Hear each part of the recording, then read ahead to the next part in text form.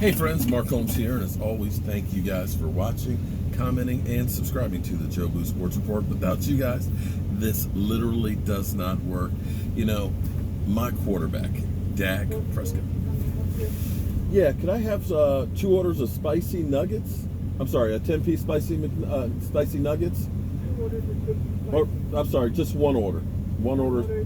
Yeah, 10-piece. And a large chili with cheese and onions.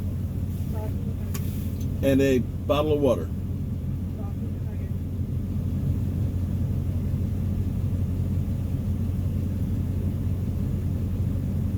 That's it? Yeah, that's it. Okay. Barbecue and hot sauce? Okay. Thank you. I don't normally eat at Wendy's, but Dak Prescott sent me because he said spicy nuggets are back, and I never knew that Wendy's actually had nuggets. And in fact, my quarterback is so cool. How cool is he? He calls the play against Miami, and he turns around and says, spicy nuggets are back in the huddle to the guys. So I'm about to stop on his way home. So I'm on my way back home to the man cave. So I'm stopping off Dak to get some spicy nuggets as well. But here's what's kind of cool. Pro Football Focus. You know, Pro Football Focus, man. You know, they know what they're talking about. Skip. Pro Football Focus, who had Dak Prescott as a Tier 3 quarterback. Now, I don't know how their math works, but I think Tier 1 is supposed to be the best group, isn't that? So when you say you're Tier 1, that's the cream of the crop, right? Tier 2 would be like the next level. So maybe like, you know, the top 15. Like maybe the Tier 1 would be top 5. Tier 2, you would think would be, you know, like top 15. Tier 3 would be a starting quarterback, and I guess Tier 4, if they had a Tier 4, would be everybody else. So in the offseason, they ranked Dak Prescott as like a 15th quarterback, Tier 3 quarterback. Today, friends, they're ranking him as the number 2 quarterback. So I guess that goes from Tier 3 to Tier 1. Is that where we are with this right now? But understand, listen, it's not just Dak. As much as they try and tell you that Dak Prescott needs those guys to be successful, there is a point to that because all quarterbacks need to have people around them. There is no quarterback out there, the greatest quarterback. Everybody says Aaron Rodgers is the greatest quarterback, you know, since Joe Montana, since Dan Marino, passing wise. But understand that you need people to throw to. You need people to catch the ball. And here's the problem with the Eagles right now. Thank you. Do you have some hot sauce?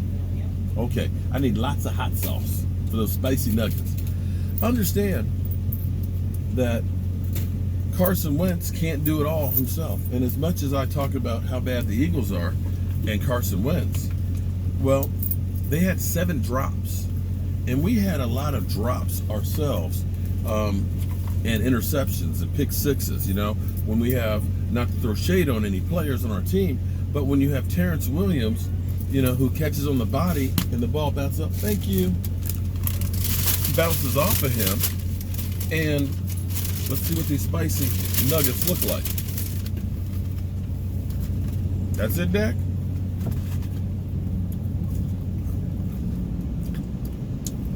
Yeah, it's okay.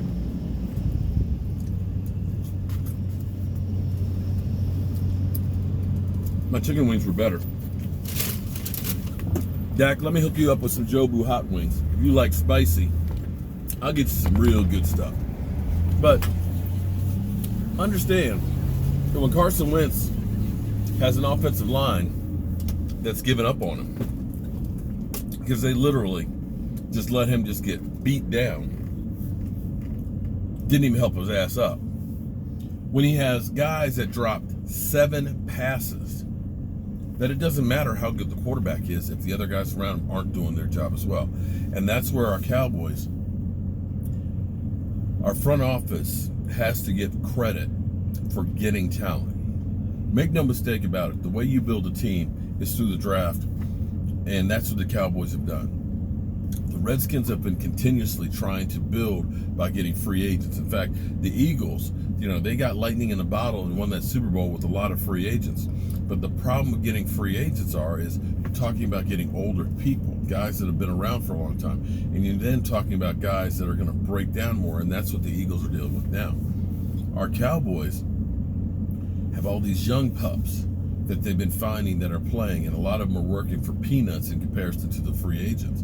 And when you look at Tyron Smith, oh my God, he is having a monster season. We were worried about him backache-wise, him and Zach Martin were dealing with back injuries.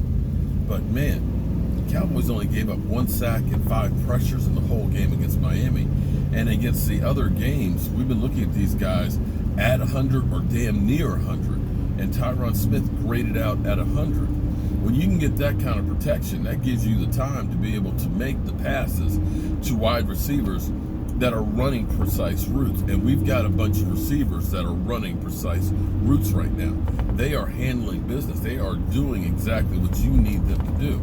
And collectively, Dak is getting the praise for all this, but credit needs to go all the way around from the play calling, which opens things up and makes it less predictable, to the running game for Zeke Elliott taking care of business and running the football, as well as Tony Pollard spelling him, to the wide receivers that are catching the ball and having a tight end, 2 tight ends that can catch the ball as well.